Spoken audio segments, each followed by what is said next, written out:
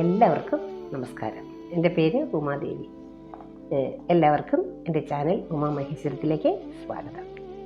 ഞാനിന്ന് ഹരിനാമകീർത്തനത്തിലെ 50-ാമത്തെ ശ്ലോകവും അതിൻ്റെ അർത്ഥവുമാണ് പറയുന്നത്. ഹരേ ഗുരുവായൂരപ്പ നാരായണ അഖില ഗുരു ഭഗവൻ നമസ്തേ. പലതും പറഞ്ഞു പകൽ കളയുന്ന നാവ് തവ തിരുനാമ കീർത്തനം അതിനായി വരേണമിക കലിയായ കാലം ഇതിൽ അതുകൊണ്ട് മോക്ഷഗതി എഴുതൊന്നു കേൾപ്പു ഹരി നാരായണായ നമഃ.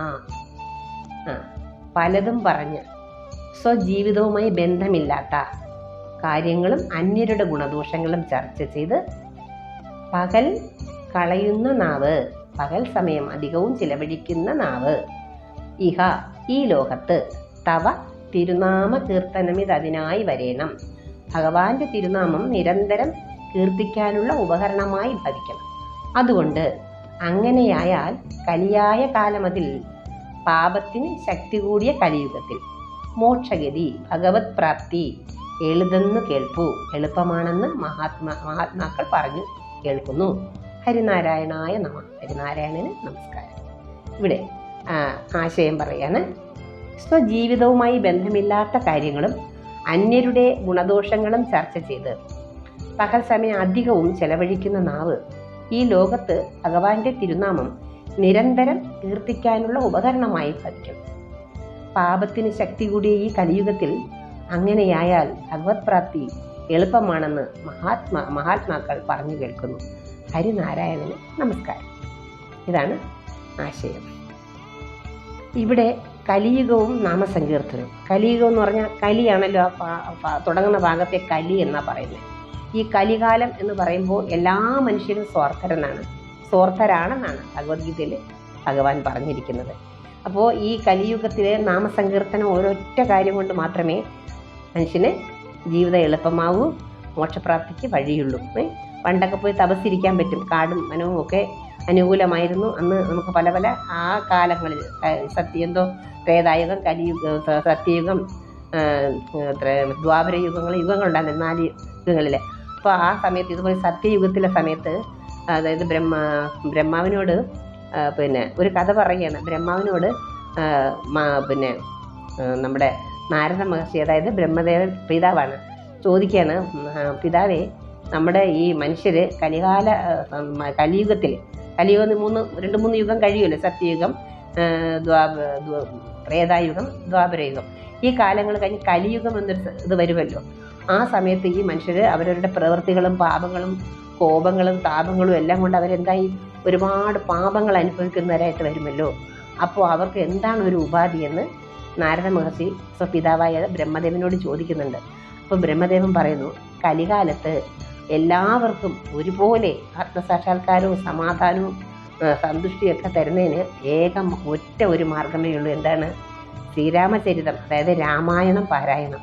ആ രാമായണത്തിലെ രാമായണ കഥകൾ അത് മുഴുവൻ, അതായത് രാമായണം നിത്യേന വായിക്കുന്നവർക്ക് ഈ കലികാലത്ത് ഉള്ള സർവ്വപാപങ്ങൾക്കും പരിഹാരമാവുകയും ചെയ്യും. അവർക്ക് സാക്ഷാൽ വിഷ്ണുപദം പ്രാപിക്കാനുള്ള ഒരു അവസരം ഉണ്ടാവുകയും ചെയ്യുമെന്ന് നാരദ മഹർഷി ആരോട് പറയുന്നു?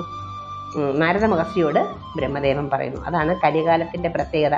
അന്ന് മുതലേ ചിന്തിക്കുന്നുണ്ട്, സത്യകാലത്ത് മുതലേ ദേവന്മാർക്ക് അത് മനസ്സിലാവും ഈ വരുന്ന മനുഷ്യരുടെ അവസ്ഥാന്തരങ്ങൾ എന്തായി വരുമെന്നുള്ളത്. അപ്പോൾ അതുകൊണ്ട് പറയുടെ പ്രായയുടെ കലിയുഗത്തിൽ മനുഷ്യർ അല്പായുസുക്കളാണ്. മറ്റു യുഗങ്ങളിലൊക്കെ ഓരോ മനുഷ്യർക്കും ഒരുപാട് ദീർഘമായ വയസ്സ്, അതായത് 100 വയസ്സ് കൂടുതൽ, 100-150 വയസ്സ് വരെയൊക്കെ ജീവിച്ചിരിക്കുന്ന ആൾക്കാരുണ്ട്. അങ്ങനെ ഒരു കാലമുണ്ട്. ഇപ്പോൾ സത്യയുഗത്തിൽ കലിയുഗം വരുമ്പോൾ എന്താണ് അല്പായുസുകൾ. കാരണം പ്രായമൊന്നും നോക്കാതെ അല്ല ഇപ്പം മരണം വേട്ടയാടിക്കൊണ്ടിരിക്കുന്നല്ലോ. കുട്ടി മുതൽ എത്ര വയസ്സായി മരിക്കുന്നതൊക്കെ ഇപ്പോൾ അപൂർവ. 90-80 ഒക്കെ വയസ്സായ ആൾക്കാർ വീട്ടിൽ സ്വസ്ഥമായിട്ടിരിക്കുന്നുണ്ട്. പക്ഷേ ഈ യുഗത്തിലെ ഈ ജനറേഷൻ്റെ ആ കാര്യം പറയുകയാണ്, ഈ ആയുസ് കുറവാണ്. ഏറ്റവും കൂടിപ്പോൾ 91 വയസ്സ്, അതിലപ്പുറമൊന്നും പോയില്ല. ആണ് ഏറ്റവും കൂടിയ ഒരു അളവെന്ന് നമുക്ക് പറയാൻ പറ്റുന്നത് ഈ സമയത്ത്.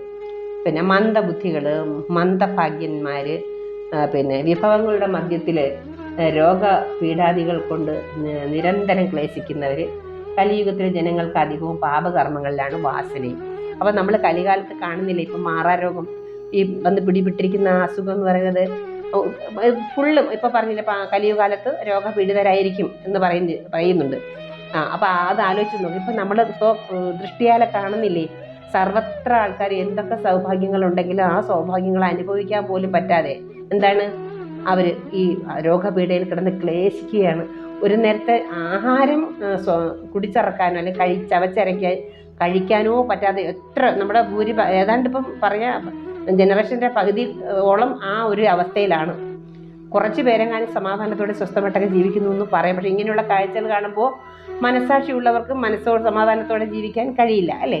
അപ്പോൾ പറയണം, നിരന്തരം ക്ലേശിക്കുന്നവരായിരിക്കും, സ്വാർത്ഥരായിരിക്കും, കള്ളത്തരമേ പറയുള്ളൂ, ഇങ്ങനെയൊക്കെയുള്ള ഒരു പാപകർമ്മങ്ങളെ ചെയ്യുള്ളൂ. അതിപ്പോൾ നമ്മൾ മനസ്സിലാക്കിക്കൊണ്ട് ഈ യുഗത്തിൻ്റെ പ്രത്യേകതയാണ്. ഓരോരോ യുഗത്തിനും ഓരോരോ പ്രത്യേകതയായിരിക്കും ഇല്ലേ? അപ്പം നമ്മൾ ദ്വാപര യുഗം, അതായത് ശ്രീകൃഷ്ണ ഭഗവാന്റെ സമയത്ത് കണ്ടേ മനുഷ്യരുടെ സ്വഭാവങ്ങൾ എത്ര സ്നേഹമുള്ള സ്വഭാവങ്ങൾ, അവരുടെ കൂട്ടായ്മയും ആ ഗോപികമാരെ കഥകളൊക്കെ എടുത്തു. കൃഷ്ണന്റെ ആ ഭാഗവത കഥയിൽ എന്തൊക്കെയും നല്ല നല്ല നല്ല കാര്യങ്ങൾ. അത് കഴിഞ്ഞിപ്പോൾ ഈ കലിയുഗകാലം നോക്കൂ. കലിയുഗത്തിൽ എന്താണ് പറയുന്നത്? അന്യരുടെ കാര്യം പറയാനേ സമയമുള്ളൂ ഇല്ലേ? സ്വന്തമായിട്ട് നമുക്ക് എന്തെങ്കിലും ചെയ്യണമെന്ന് ചെയ്യാനൊരു അവസരം പോലും നമ്മൾ തന്നെ നമുക്ക് കൊടുക്കുന്നില്ല. മറ്റുള്ളവരുടെ കാര്യം അന്വേഷിക്കുകയാണ്. മറ്റുള്ളവർ എന്ത് ചെയ്യുന്നു, അവർക്ക് എന്തൊക്കെ വന്നാൽ നമുക്ക് എന്തുണ്ട്, നമുക്ക് എന്ത് ചെയ്യണം, നമുക്ക് എന്ത് നേടണം, നമ്മുടെ ജീവിതത്തിൽ നമുക്ക് എന്തൊക്കെ കർത്തവ്യങ്ങളുണ്ട്, ഇതൊന്നും നോക്കാതെ നമ്മൾ അന്യരുടെ കാര്യത്തിലാണ് ഈ കലികാലത്തിലെ മനുഷ്യൻ്റെ വാസന. ഓരോ വാസനയും നമ്മൾ പറയത്തില്ലേ, കലാവാസന എന്ന് പറയുന്ന പോലെ തന്നെയാണ് ഓരോ യുഗത്തിൽ ഓരോരോ വാസനകളായിരിക്കും. കലിയാണ് നിൽക്കുന്നത്. അപ്പോൾ കലി നിൽക്കുമ്പോൾ ആ ഭാവമാണല്ലോ ആ മനുഷ്യർക്കും ഉണ്ടാവുള്ളൂ ഇല്ലേ? ആ ഒരു അമ്മയെ കൊല്ലുന്നു, അച്ഛനെ കൊല്ലുന്നു, ഭാര്യയെ കൊല്ലുന്നു, കുഞ്ഞിനെ കൊല്ലുന്നു, സഹോദരനെ കൊല്ലുന്നു ഇല്ലേ? കൂട്ടിക്കൊടുത്ത് കൊണ്ടുപോയി കൊല്ലുന്നു ഇല്ലേ? പിന്നെ എന്തെല്ലാം തരുന്നു, അതിനെക്കുറിച്ച് പറയാതിരിക്കുന്നതായിരിക്കും ഭേദം. അപ്പം നമുക്ക് ഇങ്ങനെയുള്ള ദാരുണമായ അന്ത്യങ്ങൾ കേട്ടും സമാധാനമുള്ളവർക്ക് ജീവിക്കാൻ കഴിയുന്നില്ല അല്ലേ? നാളെ എന്താവും, നമ്മുടെ അവസ്ഥയിൽ വരുന്ന പാതയിൽ വരുന്ന കാര്യങ്ങളിൽ എന്തായി മാറി എന്നൊരവസ്ഥ നമുക്ക് മനസ്സിൽ വരികയാണ്. അന്യരുടെ ഗുണദോഷങ്ങൾ ചർച്ച ചെയ്ത് കഴിഞ്ഞുകൂടി ഇത്തരം സംഭാഷണങ്ങൾ എപ്പോഴും അവനവൻ്റെ പാപവാസനയ്ക്ക് വളമായിട്ട്. നമ്മളിപ്പോൾ ഒരു കാര്യം അറിയാവുന്നവർക്ക് കുറച്ച് പേര് നമുക്ക് ഈശ്വര താല്പര്യം അല്ലെങ്കിൽ ആത്മസാക്ഷാത്കാരം താല്പര്യമുള്ളവർ അധികം സംസാരിക്കാൻ പോകാതിരുന്നാൽ മതി. ഏറ്റവും നല്ല മാർഗ്ഗം. നമ്മൾ മൗനം എടുക്കണ്ട, അധികം സംസാരിക്കരുത്. എന്താണോ നമ്മളെ ബാധിക്കുന്നതാണെങ്കിൽ അതിന് പ്രാധാന്യം ഉണ്ടെങ്കിൽ മാത്രം, നമ്മളെ പെടുത്തി സംസാരിക്കുന്നു എങ്കിലും അതിന് നമ്മൾക്ക് എത്രത്തോളം ഇമ്പോർട്ടൻസ് നമ്മളിൽ വരുന്നുണ്ടെങ്കിൽ മാത്രം ഒരു വാക്ക് സംസാരിക്കാൻ പഠിക്കുക. അല്ലാതെ നമ്മൾ ഒന്നിനും മറുപടി കൊടുക്കാനും മറ്റുള്ളവരുടെ കാര്യത്തിന് ശരിയോ തെറ്റോ നോക്കി ഉത്തരം കൊടുക്കാനും നിൽക്കരുത്. ഏറ്റവും നമ്മുടെ നാവിനെ പിടിച്ചാൽ മാത്രം മതി. നമ്മൾ നാവിനെ പിടിച്ചാൽ നമുക്ക് സർവ്വ സമാധാനവും നമുക്ക് ഇവിടെ കിട്ടും. അല്ലെങ്കിൽ ഈ കലികാലത്ത് ആർക്ക് സമാധാനത്തോടെ കഴിയാൻ കഴിയില്ല എന്നാണ് ഇവിടെ പറയുന്ന ആചാര്യം. എന്ന കലികാലം അത്രയും ടഫായ ഒരു കാലമാണ് എന്ന് നമ്മളെ അറിയിക്കുന്നത്. ചുമ്മാ ഇരിക്കുന്നവർ പോലും വെറുതെ കേട്ടുകൊണ്ടിരുന്നിട്ട് അറിയാതെ ഒന്ന് പറഞ്ഞു പോകും. അറിയാതെ ആയിരിക്കും അവർ പറയുന്നത്, പിന്നെ അതിനു വേണ്ടി പറയേണ്ടി വരും. നീ എന്തിനാ അങ്ങനെ പറഞ്ഞെന്ന് ചോദിച്ച് അടുത്ത ആൾ പിടിക്കാൻ നിൽക്കുന്നത്. നീ എന്തിനാ അങ്ങനെ പറഞ്ഞത്, എങ്ങനെയാണാവോ നമ്മളൊന്ന് പറഞ്ഞതായിരിക്കും, അതെ അങ്ങനെ പറഞ്ഞെന്തിനെന്ന് അവരുടെ മനസ്സിൽ തോന്നുന്ന രീതിയിൽ അവർ ചോദിക്കാൻ തുടങ്ങും. അപ്പം നമുക്കതിന് ഉത്തരം കൊടുക്കാൻ പറ്റില്ല. പിന്നെ നമ്മൾ കുറ്റക്കാരൻ ഇല്ലേ? പിന്നെ ആ കുറ്റബോധവും നമ്മുടെ ഉള്ളിൽ സംസാരിക്കേണ്ടി ഇരുന്നില്ല എന്നുള്ളത് നമ്മുടെ പേരിൽ. പക്ഷേ എങ്കിലും അതിൻ്റെ ആവശ്യം ഉണ്ടായിരുന്നു. അങ്ങനെ ഓരോരോ തരം വികാരങ്ങളും നമ്മുടെ മനസ്സിൽ ഒന്നടി. അതായത് മിണ്ടാതിരുന്നാലല്ല, മൗനം വിദ്വാരി ഭൂഷണം കൊണ്ട് പറയുന്ന ഒരിക്കലും തെറ്റായ കാര്യമില്ല. നമ്മൾ അറിവില്ലാത്ത കാലത്ത് എല്ലാവരോടും മറുപടി പറയാൻ പോയിക്കൊണ്ടിരിക്കും. ഇപ്പം നമ്മൾ മനസ്സിലാക്കുന്നത് ഓരോ മറുപടിക്കും നമ്മുടെ ജീവിതത്തിൻ്റെ ഒരു ഭാഗം കൊടുക്കേണ്ടി വരും. ആ ഭാഗം കൊടുക്കുന്ന സമയത്ത് ചിലപ്പോൾ നമുക്കത് താങ്ങാൻ പറ്റുന്നതായിരിക്കില്ല, നമ്മുടെ അവസാനമായിരിക്കും അത്. അതിൽ നിന്ന് കരകയറി വരണമെങ്കിൽ ഏതെങ്കിലും സമയത്ത് ഒരു നല്ലത് പറഞ്ഞിട്ടുണ്ടെങ്കിൽ നമ്മൾ കയറി വരും. അറിയാതെ പെട്ടുപോകുന്നവരാണെങ്കിൽ, സ്ഥിരമായി ചെയ്യുന്നവർക്കാണെങ്കിൽ അവരതിനെയും കടന്ന് അവർ കുറച്ചുകൂടെ പാപികളായിട്ട് അതിനെ അതിക്രമിക്കാൻ വേണ്ടി വേറെ വേണ്ട അതിനങ്ങൾ ചെയ്യാൻ തുടങ്ങും. അതാണ് ഇവിടെ നടന്നുകൊണ്ട് വരുന്നത്. അല്ലാതെ മനസ്സിന് സമാധാനം വേണമെങ്കിൽ നമ്മുടെ നാവിനെ നമ്മൾ LKG കുട്ടിയെ പോലെ യൂണിഫോമൊക്കെ ഇട്ട് ബോയൊക്കെ വെച്ച് മിണ്ടരുത്, പേടിപ്പിക്കണം. എന്തിനാണ് കുട്ടികളെ നമ്മൾ ചില സമയങ്ങളൊക്കെ ഒന്ന് പേടിപ്പിച്ചാലേ പറ്റുള്ളൂ. പേടിപ്പിക്കണം. അങ്ങനെ ചെയ്താൽ അങ്ങനെയാണ് എന്ന് പറയുന്ന പോലെ നാവിൽ നീ മിണ്ടിയാൽ നിൻ്റെ കാര്യം പോക്കാം, അവർ രക്ഷപ്പെടും എന്ന് നമ്മളെ നാവിനെ പറഞ്ഞു നമ്മൾ അതിനൊരു പഠിപ്പിക്കണം. LKG കുട്ടിയെ പോലെ പറഞ്ഞ് പഠിപ്പിക്കണം. 2 അക്ഷരം മതി, സംസാരിച്ച മതി. ഇല്ല, വേണം, വേണ്ട, ഉണ്ട്, പിന്നെ, നോക്കാം, ഇങ്ങനെയുള്ള വാക്കുകൾ നമ്മൾ ആദ്യം പഠിച്ചാൽ മതി. LKG വേർഡില്ലേ ചെറിയ A for apple, B for ball എന്ന് പറഞ്ഞ പോലെ നമ്മുടെ നാവിന് നമ്മൾ വലിയവർ LKG പോവുക. നാവിനെ കൊണ്ട് LKG സെക്ഷനിലേക്ക് പോവുകയാണെങ്കിൽ നമുക്ക് എല്ലാവർക്കും ഈ കാലശേഷം നമുക്ക് എല്ലാവർക്കും എല്ലാ കാര്യങ്ങളും ഏതുകൊണ്ടൊക്കെ അറിയാം. പിന്നെ നമ്മൾ ഒരാളായിട്ട് കയറി എനിക്കെല്ലാം അറിയാമെന്ന് പറഞ്ഞ് സമർത്ഥിക്കാൻ പോകുമ്പോഴാണ് ആ സമർത്ഥനത്തിന് നല്ല രീതിയിലുള്ള അടി ഏൽക്കേണ്ടി വരും. അപ്പോൾ നമ്മൾ ഈ ചെയ്തുകൊണ്ടിരിക്കുന്ന നമ്മുടെ ഉപാസന കൊണ്ട് നമ്മൾ തളർന്നു പോകും. അതുകൊണ്ട് ഇതിനും നമ്മളെ ഉപാസനയെ തളർത്താനുള്ള വഴി ഉണ്ടാക്കാതിരുന്ന ഈ ഭക്തരായിട്ടുള്ളവർ, ഇപ്പം ഞാൻ പറയുന്ന ഈശ്വരനോട്ട് അടുത്തുകൊണ്ട് ഈശ്വരൻ നമ്മളെ തൂക്കിയെടുത്തുകൊണ്ട് പോകുന്നില്ല. നമ്മുടെ നന്മയുള്ളവരായി മാറണം, മറ്റുള്ളവർക്ക് ഉപദ്രവികളാതിരിക്കണം.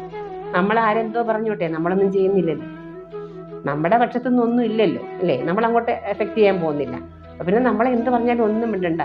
ഒരു പടം വരച്ച് വെച്ചിരിക്കുന്നത് കണ്ടിട്ട് പറയും അത് ശരിയായില്ല, ഇങ്ങനെയൊന്നും അല്ല, ഞാനായിരുന്നെങ്കിൽ നേരെ വരച്ചേൻ, ഇതാണ് ലോകം ഇല്ലേ. ഒരാൾ നന്നായിട്ടായിരിക്കും വരച്ച് വെച്ചിരിക്കുന്നത്, ആ മനുഷ്യന് വരച്ചതിൻ്റെ പേരുള്ള ശിക്ഷയാണ്. ഇതാണ് ലോകം, അതുകൊണ്ട് നമ്മൾ നേരെ വരച്ചേൻ, ഇതാണ് ലോകം ഇല്ലേ. ഒരാൾ നന്നായിട്ടായിരിക്കും വരച്ച് വെച്ചിരിക്കുന്നത്, ആ മനുഷ്യന് വരച്ചതിൻ്റെ പേരുള്ള ശിക്ഷയാണ്. ഇതാണ് ലോകം, അതുകൊണ്ട് നമ്മൾ കുറച്ചൊക്കെ ശരിയാണെന്ന് നമുക്കറിയാമെങ്കിൽ പിന്നെ നമ്മൾ കൂടുതൽ ശരിയില്ലാത്തതിലേക്ക് നോക്കണ്ട. ശരിയുള്ളവരവ ശരിക്കും നടന്നോട്ടെ. നമ്മൾ ചിലപ്പോൾ അവരുടെ മുമ്പിൽ തെറ്റായിരിക്കും, പക്ഷേ കാലദേശാടിസ്ഥാനത്തിൽ നമ്മൾ ചെയ്യുന്നത് നമുക്ക് ശരിയായിരിക്കാം. നമ്മൾ മിണ്ടാതിരുന്നാൽ മതി. അതേ ഉള്ളു മാർഗം. മോക്ഷം കിട്ടണമെങ്കിൽ നമ്മളെ നാവിനെ നമ്മൾ LKG ക്ലാസ്സിലേക്ക് വിടുക. അപ്പം നമുക്ക് ഈ പറഞ്ഞ രണ്ട് അക്ഷരങ്ങൾ, ഏതിന് രണ്ട് അക്ഷരം, കമ ഒരു ലക്ഷം വിടരെന്ന് പറഞ്ഞാൽ 2 അക്ഷരം പറയുക, അങ്ങനെ പഠിപ്പിച്ച് ശീലിക്കുക. അത്യാവശ്യം ഉണ്ടെങ്കിൽ മാത്രം 3 or 4 അത് പറയേണ്ടി വരില്ല. ഈ 2 അക്ഷരം പറഞ്ഞ് ശീലിക്കുകയാണെങ്കിലേ പിന്നെ നമ്മുടെ അടുത്ത് ആരും കൂടുതൽ ചോദിക്കാനൊന്നും വരില്ല. അവൾ വല്ല ചോദിച്ചാൽ ഇതിനിങ്ങനെ സംസാരിക്കാതിരിക്കുന്നില്ലേ നല്ലത് എന്ന് പറയും. അതുകൊണ്ട് പറയാണ്, ഈ കലികാല രോഗപീഠകൾ കൊണ്ടും നിരന്തരം ക്ലേശിക്കലായിരിക്കും. കലിയുഗത്തിൽ ജനങ്ങൾക്ക് പാപകർമ്മങ്ങളെ ചെയ്യാൻ കഴിയുള്ളൂ. കലിയാണ് മുമ്പിൽ നിൽക്കുന്നത്. അന്യരുടെ ഗുണദോഷങ്ങൾ പറഞ്ഞ് പലതും പറഞ്ഞ് ഈ നാവിനെ പകൽ സമയം കളയാതെ ഭഗവാന്റെ നാമോച്ചാരണങ്ങൾ, ഭഗവത് ശ്രവണങ്ങൾ ചെയ്യുകയും ഭഗവത് കഥകൾ കേൾക്കുകയും ഭഗവത് പാദാരവിന്ദ പൂജകൾ ചെയ്യാനുള്ള മനസ്സുണ്ടാക്കിയെടുക്കുകയും നമ്മൾ നാവിനെ ഈശ്വരോന്മുഖമായി വിട്ട് നാവിനെ നല്ല കാര്യങ്ങൾ, മറ്റുള്ളവർക്ക് ഒരു ദോഷവും സംഭവിക്കാതെ, നമ്മളാൽ ഒരു ദോഷവും സംഭവിക്കരുതേ എന്ന് രാവിലെ എണീക്കുമ്പം ഭഗവാനോട് പറഞ്ഞിട്ട് വേണം കഴിക്കുക. ഇന്നത്തെ ദിവസം എന്നാൽ ആർക്കും ഒരാപത്തും വരില്ലേ, പിന്നെ നമുക്കൊന്നും വരില്ല. അങ്ങോട്ട് പോകുമ്പോഴാണ് നമുക്ക് ആപത്ത് വരുമ്പോഴാണല്ലോ പിന്നെ പ്രശ്നം ഇങ്ങോട്ട് വരുന്നത്. നമ്മൾ മറ്റുള്ളവർക്ക് എന്തെങ്കിലും പറയുമ്പോഴാണ് നമുക്ക് വിട്ടുവീഴ്ച വരുന്നത്. അതുകൊണ്ട് നമ്മളാൽ ഇന്ന് നമുക്കൊരു ആപത്തും വരുത്തരുതേ, മറ്റുള്ളവർക്കും ദോഷം ഉണ്ടാകരുതേ, നല്ല രീതിയിൽ ഇന്നത്തെ ദിവസം കടന്നു പോകുന്നതിന് ഭഗവാൻ അനുഗ്രഹിക്കണേ എന്ന് നമ്മൾ വേറെ ആരോടും ഗുഡ് മോർണിംഗ് പറയണ്ട. ഭഗവാൻ കൃഷ്ണനോട് ഗുഡ് മോർണിംഗ് പറയും, അതാണ് ഗുഡ് മോർണിംഗ്. പിന്നെ വൈകുന്നേരത്ത് ഭഗവാനോട് ഗുഡ് നൈറ്റ് പറയും. ഇത് രണ്ടും നമ്മൾ ശീലാക്കി കഴിഞ്ഞാലേ നമ്മൾ സന്തോഷമായിട്ട് ജീവിക്കും. നമ്മുടെ മുമ്പിൽ ആരും ഉണ്ടാകുന്നൊന്നും വരില്ല.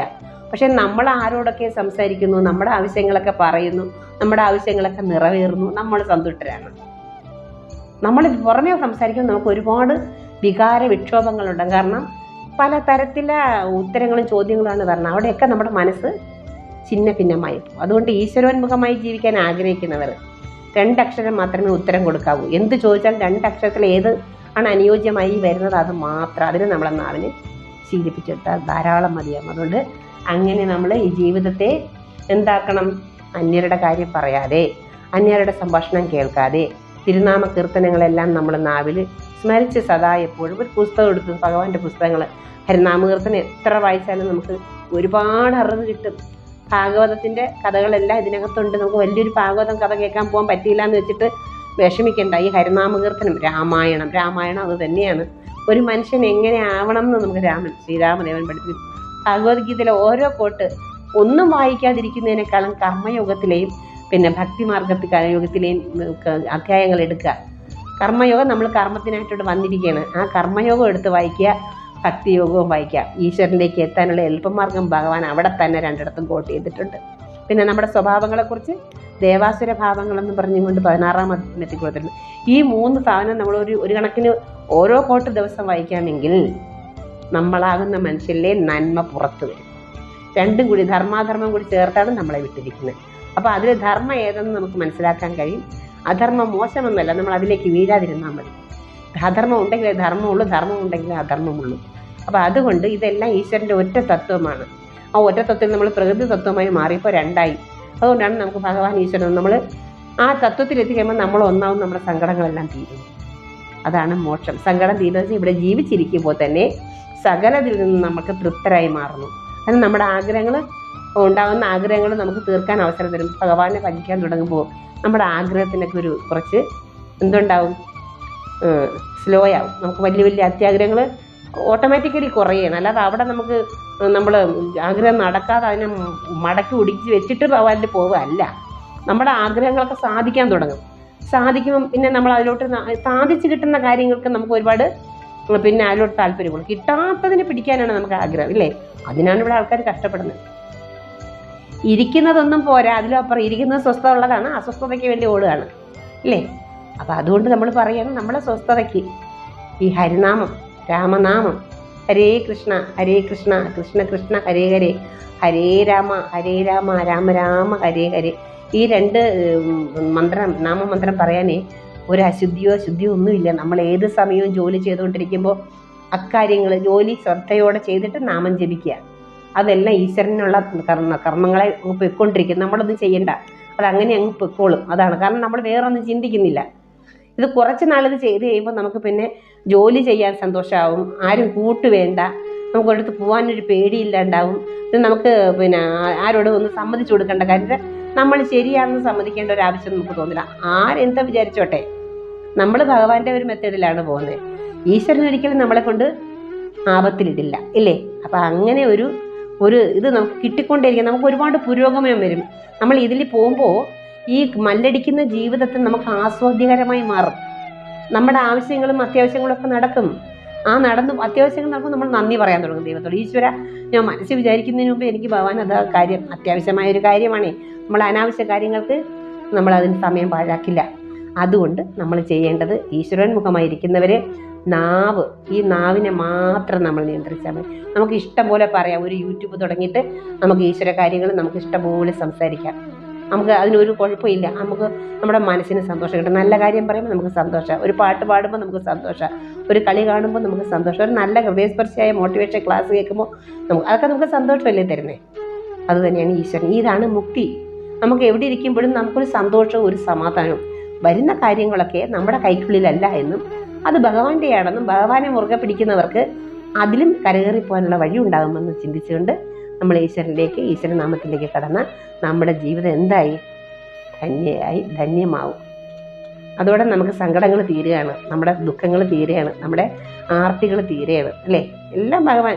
കാരണം നമ്മൾ മനസ്സിലാക്കുകയാണ്, കാര്യങ്ങൾ മനസ്സിലാക്കിയാണ് അതിനെ പുറകോട്ട് വിടും. അല്ലാതെ നമ്മൾ ഈ മനസ്സിലാക്കാത്തതുകൊണ്ടാണ് ചാടുന്നത്. മനസ്സിലാക്കി കഴിയുമ്പോൾ നമുക്ക് മനസ്സിലാവും, അത് ഇന്നതാണ്, അത് നല്ലതാണ്, അല്ലേ? തീ എന്താണ്, വെള്ളം എന്താണ്, അല്ലേ? വെളിച്ചം എന്താണ്, ഇങ്ങനെയൊക്കെയുള്ള നമ്മൾ തിരിച്ചറിയാത്തതുകൊണ്ടാണ് നമ്മൾ കിടന്ന് ഇങ്ങനെ പുഴയുന്നത്. തിരിച്ചറിയുമ്പോൾ അതിൻ്റെ ഫലവും എന്താണെന്ന് നമുക്ക് മനസ്സിലാക്കി തരും നമ്മുടെ ബോധത്തെ തെളിക്കുക, ബോധം വരുത്താൻ ഒരാൾ നിൽപ്പുണ്ട്, ഭഗവാൻ. അതാണ് ബോധമാണ് ഭഗവാൻ. ബോധത്തെ ഭഗവാനായി കാണാൻ തുടങ്ങും. ബോധം ബുദ്ധി വഴി മനസ്സിൽ വരും. മനസ്സെന്ത് ചെയ്യണം? ഇത്തിരി ഫ്രീ ആക്കി വിടണം. മനസ്സിനിങ്ങനെ വാരിക്കോരി സർക്കസിൽ വിടാതെ മനസ്സിനെ നിയന്ത്രിച്ച് നിർത്തണം. അപ്പോഴാ ബുദ്ധി പറയുന്ന ശരിയായ കാര്യങ്ങൾ നമ്മുടെ മനസ്സ് കേട്ടിട്ട് അതിനനുസരിച്ച് നമ്മുടെ കർമ്മേന്ദ്രിയങ്ങളെയും ജ്ഞാനേന്ദ്രിയങ്ങളെയും നമ്മുടെ പഞ്ചേന്ദ്രിയങ്ങളെയൊക്കെ ആ മനസ്സ് ആ രീതിയിൽ കൊണ്ടുപോകും. അതുകൊണ്ട് നമ്മുടെ മനസ്സിനെ നമ്മുടെ ഇഷ്ടത്തിന് വേണം പിടിക്കാൻ. മനസ്സിൻ്റെ ഇഷ്ടത്തിന് വിടരുത്. പോക്ക് കേസ്. മനസ്സ് കൈവിട്ട് പോകുന്നു പറയില്ലേ? മനസ്സിൻ്റെ ഇഷ്ടത്തിന് പോയി അത് എവിടെയും ചെന്ന് കുഴിയിൽ പതിക്കും. പിന്നെ നമ്മളെ കൊണ്ടാവും. നമ്മുടെ ശരീരം മാത്രം വിചാരിച്ചാൽ നടക്കില്ല. മനസ്സും ശരീരവും ഒരുപോലെ നിൽക്കുമ്പോൾ മാത്രമേ നമുക്ക് ഓരോ കാര്യങ്ങളും അപ്പോഴാണ് നമ്മൾ ഭക്തിയിലേക്ക് പോകുമ്പോൾ നമ്മുടെ ദിനചര്യകളും മാറേണ്ടി വരും, ഇല്ലേ? ദിനചര്യകൾ എന്താണ്? നമ്മൾ വൃത്തിയുള്ളവരാണ്. വൃത്തി എന്ന് വെച്ചാൽ കുടുംബത്ത് മത്സ്യമാംസാദികൾ കണ്ടിക്കുന്നു, അതൊരു അശുദ്ധിയല്ല. വൃത്തിയാവുക, ഒന്ന് കുളിച്ച് കയറുക, അല്ലെങ്കിൽ മേല് കഴുകുക. കുളിക്കാൻ പറ്റാത്തൊക്കെ മേല് കഴിക്കാം. വൃത്തിയുള്ളൊരു തുണി എടുത്ത് ധരിക്കുക. ഏത് പണി ചെയ്യും അത് അഴുക്ക് വരേണ്ടുന്ന ഒരു പണിയാകുമ്പോൾ അതിന് ആ സമയത്ത് നമ്മൾ ശുദ്ധിയാക്കുക. നമ്മുടെ ദേഹത്തിൽ ചൂടുവെള്ളം ഒഴിച്ച് കഴിയും. നമ്മളെ ഡ്രസ്സ് മാറുമ്പോൾ നമ്മൾ ശുദ്ധിയാകുക. നമ്മുടെ മനസ്സിലഴുക്കൊന്നുമില്ല. മനസ്സിലഴുക്ക് മാറാനാണ് നാമമന്ത്രം. അതാണ് കർമ്മത്തോടൊപ്പം നാമം ജപിക്കാൻ പറയുന്നത്. മനസ്സും അന്ധകരണ ശുദ്ധിയും ബാഹ്യശുദ്ധിയും, 2 ശുദ്ധിയും ഉണ്ടാവണം, അല്ലേ? 2 ശുദ്ധിയും വേണം. അല്ലാതെ അതൊരു വലിയ ഒരു തസ്തികയാണെന്നൊന്നും ആരും എടുക്കേണ്ടത്. വളരെ നിസ്സാരമാണ്. മനസ്സ് മാത്രം വെച്ചാൽ മതി. മനസ്സ് ശരീരവും ശുദ്ധിയാവും. നാമജപം നമുക്ക് ഒരുപാട് മന്ത്രങ്ങളൊന്നും പറയണ്ട. ഹരേ രാമ പറയാം, അല്ലെ? ഓം നമോ നാരായണായ പറയാം, അല്ലേ? ഇതൊക്കെ പറഞ്ഞ് നമ്മുടെ മനസ്സ് കഥകൾ പറയുക. ആരെങ്കിലും അടുത്ത് വരികയാണെങ്കിൽ അവർക്ക് കഥകൾ പറയാം. നമ്മൾ ഓരോ എന്തെങ്കിലും കഥ പറഞ്ഞ് സാമ്യങ്ങൾ പറഞ്ഞ് കഥ പറയാം. ഇഷ്ടമുള്ളവരാണെങ്കിൽ നിൽക്കും, അല്ലാത്തവരാണെങ്കിൽ പോകും. അല്ല നാട്ടുകാരുടെയും വ്യക്തികളുടെയും വ്യക്തി സ്വഭാവ ദൂഷ്യങ്ങളെ കുറിച്ചൊന്നും നമ്മൾ പറയാൻ നമ്മളാളല്ല. എല്ലാവരിലും കുറച്ച് നന്മയും മോശമുണ്ട്. നമ്മളെ തിന്മ എന്തെന്ന് നമ്മൾ ആദ്യം മനസ്സിലാക്കുക. അതിനുശേഷം നമ്മൾ നന്മയിലേക്ക് പോകുമ്പോൾ തിന്മയുള്ളവർ പറയും അവരെ തിന്മകളൊക്കെ അവർ മാറ്റി, അതുപോലെ നമുക്ക് മാറ്റാം. അതുകൊണ്ട് തിന്മയില്ലാത്തവരാരും ഇല്ല, പാപികളാകാത്തവരാരുമില്ല. പക്ഷെ അത് മനസ്സിലാക്കണം. എന്നാണോ നമുക്ക് അങ്ങനെ ഒരു കുറ്റം തോന്നുന്നത് അന്ന് നമ്മൾ അത് ഭഗവാന് സമർപ്പിച്ച് ഭഗവാന് നമ്മൾ അവിടെ സറണ്ടർ ആയി കഴിഞ്ഞാൽ പിന്നെ ഭഗവാൻ നമ്മെ പൊന്നുപോലെ നോക്കിക്കും. ഓക്കെ, ഇന്നത്തെ സത്സംഗം നിർത്തുകയാണ്.